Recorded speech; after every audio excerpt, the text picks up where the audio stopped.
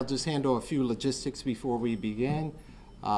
Please, at this time, silence or turn off your phones for the brief time that we'll be having this press conference. Of course, exits are located where you came in. There's steps immediately to your right. Also, if you needed to, you could go through the chief's office or another set of steps that way. Good morning, and thank you for being here today. My name is Anthony Campbell. I'm the Chief of Police. It is our tradition that we like to present our end-of-the-year stats. We compile them, and within the first 2 weeks of the year, we like to let the community know exactly where we stand, not just from a crime stat standpoint, but also from a collaboration standpoint. But before I get into the specifics, I would like to introduce to you the mayor of the city of New Haven, the person who actually helps us to make this happen, Mayor Toni N. Harp. Mayor Harp. Thank you. Good morning, everybody. Good morning.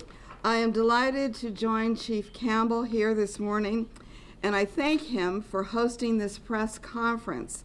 Likewise, I'm grateful to all of you attending and for your interest in public safety in New Haven. 5 years ago, halfway through the first month of my first term as mayor, I had already been to a funeral for a New Haven teenager, the victim of gun violence that was all too common at the time. Today, I stand before you with Chief Campbell and his command staff and the community to describe a much improved New Haven, a much safer New Haven, a city much better equipped to quash the scourge of gun violence. I'm grateful to all those in my administration, in our Youth Services Department, in New Haven Public Schools, in our faith community, and in our neighborhoods and throughout the city who joined me to make safety in this city a priority. These collaborative efforts have clearly been effective, with results underscored with data and statistics.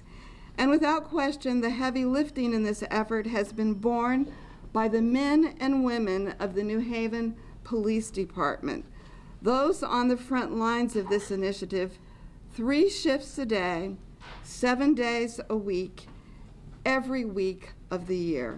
Chief, I'm grateful for the dedicated, effective work of your department. It's my firm belief that success in every other policy area we work on in government flows from a sense of security and optimism, and that those feelings are a byproduct of feeling safe and confident. In New Haven, we're making strides in public education because children aren't distracted as much by violence as they once were in their neighborhoods. I'm really pleased that we've pulled together a community youth stat, and I see Jason Bartlett is here and will tell you more about that. I'm excited about the collaboration that we have with Project Longevity. I think it's critically important that we work with the ministers throughout our community as well. So it really does take a village in some ways, but it is led by our great police department. And I've said to people around the country that we in New Haven have the best police department, not just in the state of Connecticut, but in the United States of America. I am so proud of the work that they do. And in New Haven government, we're making improvements to deliver services to the city because we have a police department committed to community policing. We know this approach is effective. We know that we really do it here. You hear about it throughout the United States, and only one place in America do they do that, and we do it here. And we have partners throughout the city who are working with us as well to make it so. 2018 was another year in which lower, across-the-board crime statistics demonstrate good progress toward the city we envision, the city we are proud to call home, and the city we're eager to share with family, investors, and visitors. None of this is to suggest that we're going to stop to make New Haven even safer. But today we're so pleased and grateful for the good progress underway. And with that, I'll yield once again to our Chief of Police, Anthony Campbell. Chief? Thank you, Mayor. Much appreciated. Today, we're really here to celebrate the hard work that the men and women of the New Haven Police Department have done in collaboration with other city agencies to reduce crime and increase the quality of life for all of us. Every resident, every student at our amazing universities that calls New Haven their home, the high volume of visitors who enjoy our city every day, and those who work and conduct business in our city. Throughout this presentation of the year-end stats, I want you to know one thing. The real heroes who make all of this happen are the dedicated men and women who put on a uniform that bears the name of New Haven and a name tag that represents their family name. The roughly 400 men and women of this department have yet once again delivered on their promise to serve and to protect, and to do so with integrity, pride, and an acknowledgement of the humanity which binds us all together. You've heard it said that it takes a village to raise a child. Well, when it comes to law enforcement and keeping an entire community safe, it takes a village of agencies working towards one goal of public safety and quality of life to get us to where we are today. That is why I want to take this opportunity to thank our partners at the U.S. Attorney's Office, the State's Attorney's Office, the FBI, the DEA, the ATF, the U.S. Marshal's Office, parole, juvenile and adult probation, our daily intel partners, including Yale University PD, Hamden PD, Southern Connecticut State PD, West Haven PD, East Haven PD, Woodbridge PD, and other local PDs who meet 4 days out of the week with us here at the New Haven Police Department, and some of them actually come 5 days out of the week because they attend our ComStat meeting. I want to thank Project Longevity, which has helped us to significantly reduce group-related gun violence in our city, and Project Safe Neighborhood through the U.S. Attorney's Office, which focuses on individual accountability when it comes to gun violence. I would be remiss if I did not thank our partners who stand with us today. The clergy who stood with us just the other day when we had an officer-involved shooting. The clergy who stand with us over the last few years when there have been major incidents, who stand with the community and with the police department, who bring the realization that the police department are nothing more than full-time members of the community who are charged with keeping the community safe. They understand that, they work with us, and they help us bridge that gap. So thank you so much for standing with us. I particularly want to highlight a program which has helped to make sure that the next generation of our youth are kept safe and allowed to prosper. That program, which was initiated by Mayor Toni Ann Harp in 2014, is called YouthStat. This is attributed YouthStat is an innovative program which was introduced by Mayor Harp and is headed up by Jason Bartlett. This program has helped us to identify those who are most at risk of having difficulty in school and in life in general. This allows specialized services to be offered, wraparound services which can divert these youth from gangs, violent street life, and high school dropout potential. This program is working hand in hand with law enforcement officials not to increase arrests in our city youth, but instead to cover them with direction and resources, including summer employment and activities. In short, the lives of our young people are being saved every day, and it's no mistake that the city has seen an increase in the number of students who successfully graduate and head on to higher education, because a safer, healthier community is what you get when you have this great level of collaboration. At this time, I want to highlight some of our year-end stats. In 2017, we had 7 homicides. In 2018, we had 10 homicides. And one of the things that I'm very proud about is that over these last 2 years, we've been able to keep the number of homicides low. Out of the 10 that we had last year, 2 of them were self-defense cases. And of course, there were some domestic violence incidents, which emphasizes the need for us to continue to move forward to have a Family Violence Justice Center. We have launched it in part, and we are continuing to work hand in hand with Mayor Harp's direction to make sure that we can have a full-fledged, up-and-running Family Justice Center to further reduce the number of homicides. Non-fatal shooting victims in 2017, we had 61, and last year in 2018, we had 50. This is the lowest number we've ever had since we've been keeping records. That's a phenomenal number when you look at where we've come from 2011 to last year, 2018, 50. As many of the charts that you'll see and have been handed out to you will show you, there's been a significant drop in our crime. Not just our violent crime, but quality of life crimes. Robberies and burglaries are also down significantly.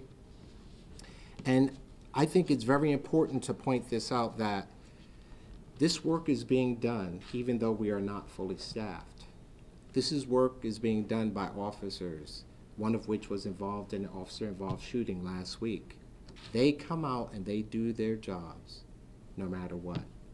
They, this year, are entering into a time where they do not have a contract. This is the 3rd year, and yet they do their jobs, work in collaboration with the community to get things done. It is a testimony to the caliber of people that serve this community, that they care about this community, and that they get the job done by working hand in hand with our partners. There are a lot of people who've retired, and there are a lot of people who are going to retire. And yet, I want you to look at the people who are standing up here today. These leaders, both sworn and civilian, make sure that this city is safe. Behind every stat that you see on the walls behind us, there are human lives. There are lives that have been saved. There are lives that have been transformed. There are lives that are being elevated. You walk around this city and you can feel the change. I had a pastor's meeting on Tuesday, and one of the pastors who's lived here his entire life said something to me that I took as a great compliment. He said, you know, we need to do everything we can for these cops to make sure they get a contract because you can see the difference. He said, you can feel the difference. He said, truth be told, it's actually kind of eerie because things are going in such a positive direction. Violence is way down. We've moved the firing range from a community that was plagued by it for well over 50 years so that we could reduce the trauma that we inflict on members of the community. There's less gunfire in our city. These are all things that we should celebrate and highlight. And I ask that any of you who is not law enforcement, when you see our officers on the street, thank them. Thank them for the work that they're doing. Thank them for this hard work that they do every day. When you see our partners from the FBI and elsewhere that I mentioned, thank them for collaborating and working with us. When you see the command staff of this department, you need to thank them for being humble enough to put aside their egos. For far too long, policing has been broken into silos where state and local and federal don't want to talk to one another or work with one another. This command staff puts their egos aside and they focus on the mission. The mission is safety, making sure that everyone who lives in this city is safer, and safer tomorrow more so than they were today. That's our goal. That's what we're striving for. Stats are great, but what you see here is the real picture. It's a picture of people working together, black and white, male and female, young and old, to make sure that the future is brighter. And I believe that if we continue on this path, the future of the New Haven Police Department can be even brighter as long as we retain those with the wisdom and knowledge to get the job done, and we train the next generation of leaders to keep working in collaboration with the community to get the job done with excellence, which is what everyone you see up here has been doing. I'm open to any questions you may have about our stats, and I want to say thank you all for attending. I believe that this year is going to be even better than the last few years. I am personally just profoundly thankful for the hard work that everyone has done. Right before we came down here, we had a CompStat meeting, and I had a very profound revelation as I was thinking about the stats. In 2011, we had 34 homicides in this city. In 2016, we had 13. 2017, we had 7. In 2018, we had 10. If you add up 2016, 17, and 18, we still don't hit that number 34 that we had in 1 year. That is significant. That is progress. That is lives being changed and saved. Not many people can say that what they do, that working together literally changes and saves lives. We are honored and privileged enough to be able to say that we know that we're saving lives and changing lives, and we're thankful for that opportunity. So with that, thank you, and I'm open to any questions you may have. Tony, Jersey. Chief, typically when there are improved numbers in businesses, people are rewarded. Yes. And you would think that would be the same for the officers here. What are the primary holdups? Why is it that these officers don't have a new contract? City has been working diligently to get it done. I believe that there's some things that union membership is working on. I've spoken with the president of the union, and they are working hard to get it done. It's in arbitration. It is my hope and my prayer that things like this that are highlighted to the community, to the public, the hard work they're doing, that it can provide an impetus to get them to get past these last hurdles. The officers, of course, they deserve competitive pay. They deserve a contract. But at the same time, the city has to operate within the confines of a budget. So there has to be a middle ground where we can come together and settle this contract. No one likes operating with great uncertainty. And so there should be a reward, and I'm praying and believing that that reward will come soon. Mario. Chief, if you're able to bring these remarkable numbers to us today, do you really need these positions that you're open right now, the vacant positions? Or are you willing to let those be swallowed up in the city? So we have a number of vacancies. We will be adjusting the total number of sworn officers for the department. For a long time, that number was held at somewhere about 494, 495. Our new number is going to be about 430. But the real issue, we've been able to have this level of success because the officers are dedicated. They're working a lot of overtime. But you can only push people but for so long before you start running into problems. You also start compromising officer safety, and you start compromising their ability to respond in a timely fashion and handle the calls in the best possible fashion. So we do want to get our numbers up to that top number for us, which ultimately will be 430. But more importantly, we want to be able to retain those who have the wisdom and training. When a person retires with 20 years, you're not just losing that body and filling it with a new person. You're losing 20 years of experience, of training, and unique training, unique to community policing, this community, relationships. They take all of that with them, and it takes a long time to get officers up to speed to get those types of relationships and familiarity with the community and acceptance of the community of them. So we are trying to find ways to retain, not just recruit, but retain officers who are here, because that's one of the biggest issues. We're losing great experience. Chief, what's the number right now, staffing on January today? Our numbers are rough 400. You referenced earlier the Family Justice Center. Yes. And how some of these 10 homicides from last year were domestic. We've seen that trend over the last couple of years. You talked about this, I think it was a year ago at this same news conference. Yes. What is the holdup with getting the Family Justice Center fully operational for residents? Couple of holdups, one of which is location.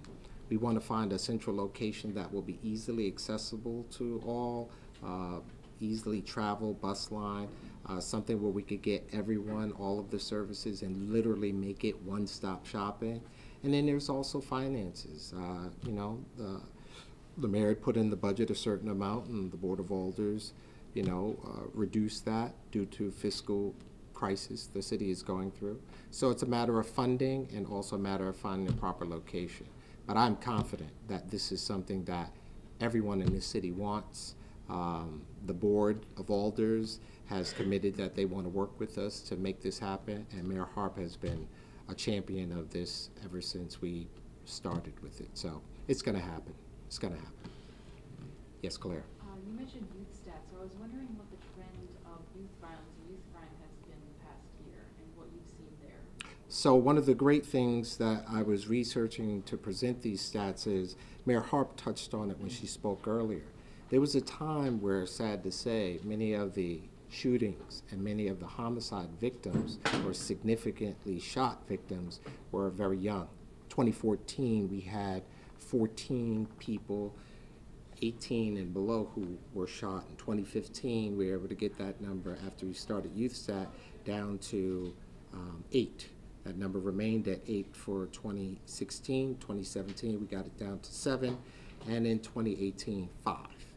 So when you look at how it is affecting youth, it is reducing the number of people 18 and below, or I like to think of them as high school and below youth, who are being significantly impacted by gun violence and death.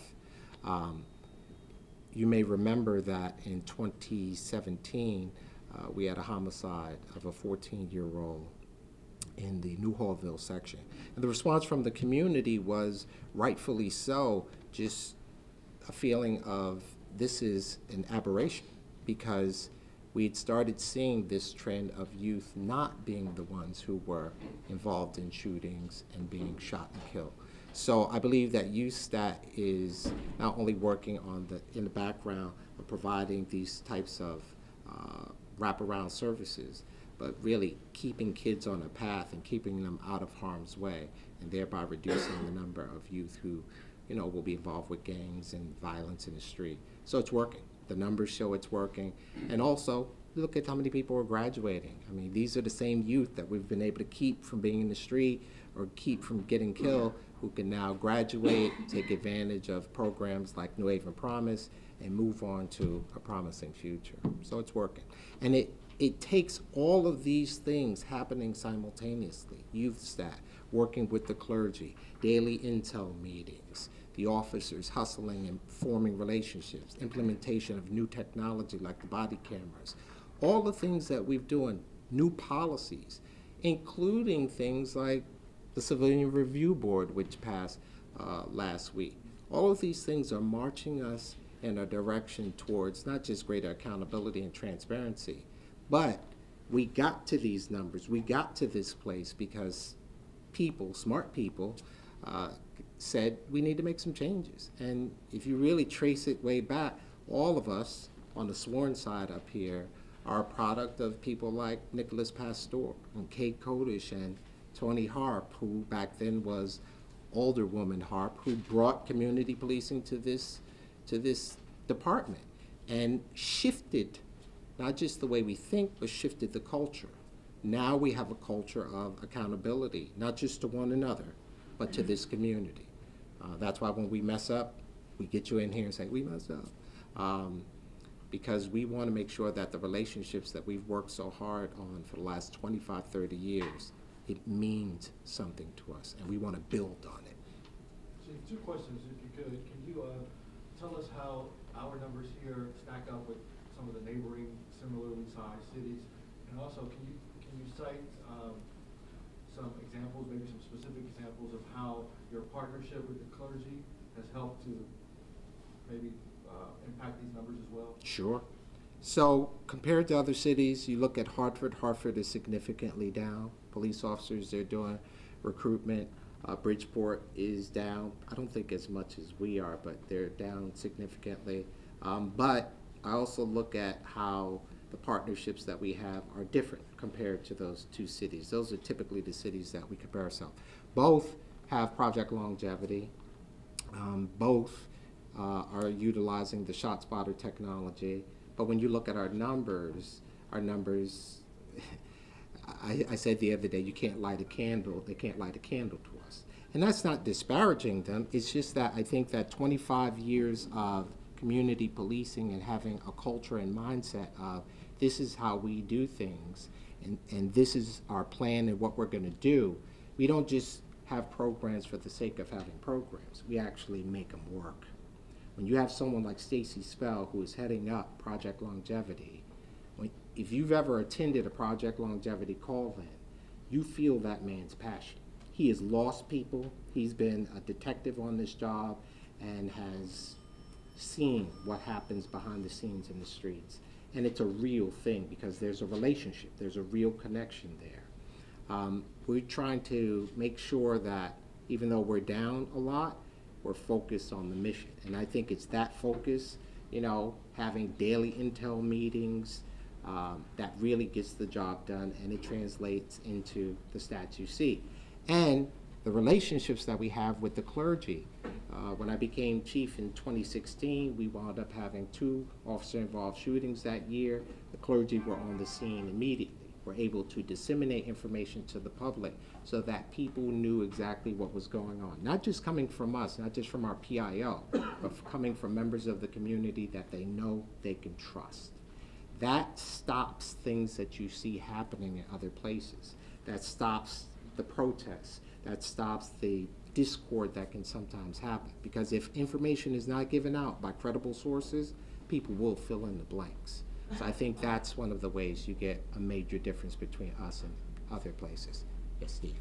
Yeah, I'd like to know, how do you think the CRB will impact the police department and its relationship with the community? I think the CRB is yet one more level of accountability. I think when it finally gets up and running, the CRB has been in existence for quite some time. When I was running internal affairs, we had a civilian review board. We are never opposed to other layers of accountability. The great thing is that the buck ultimately does stop with me to make decisions about discipline. So I'm always open to, you know, layers of accountability.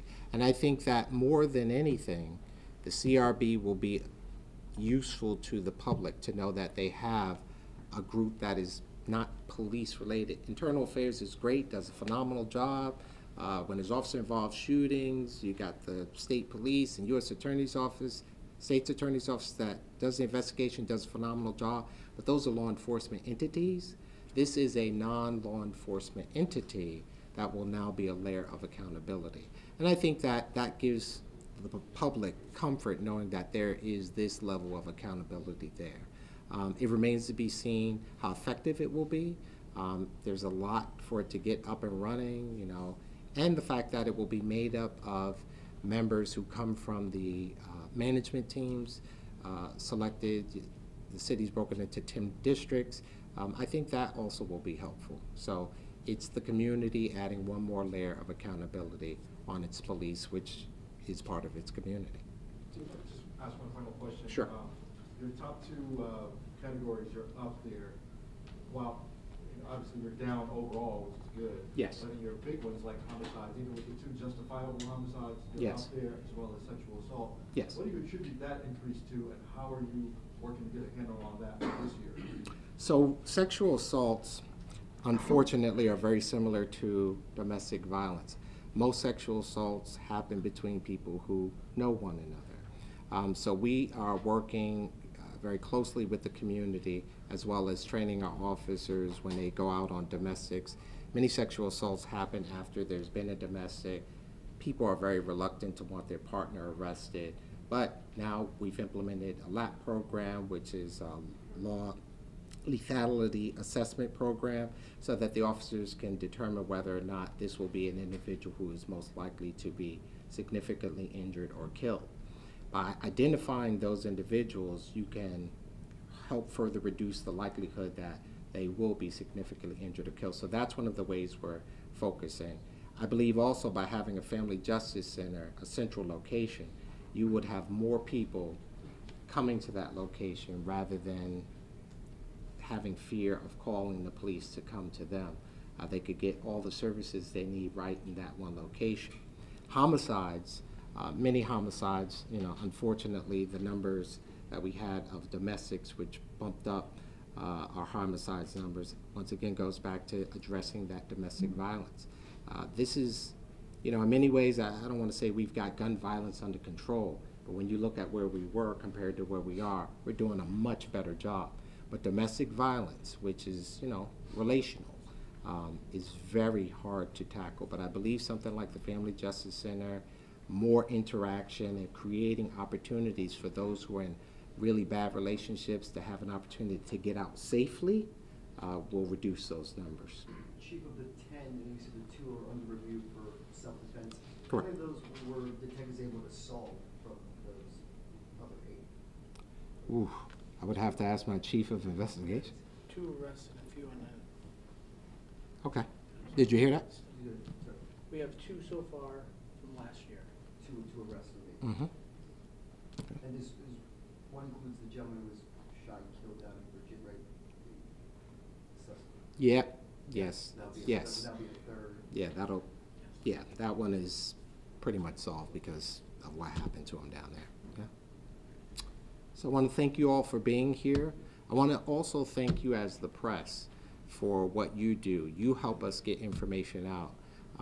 You can't have a true democracy without having a free press, and we're thankful that you come, listen to us, that you report objectively, and that you help us to get the word out about not only the good work that is being done here, but the fact that we care about these citizens and that we truly do work for them. So thank you for what you do also. With that, I just want to say thank you and God bless you.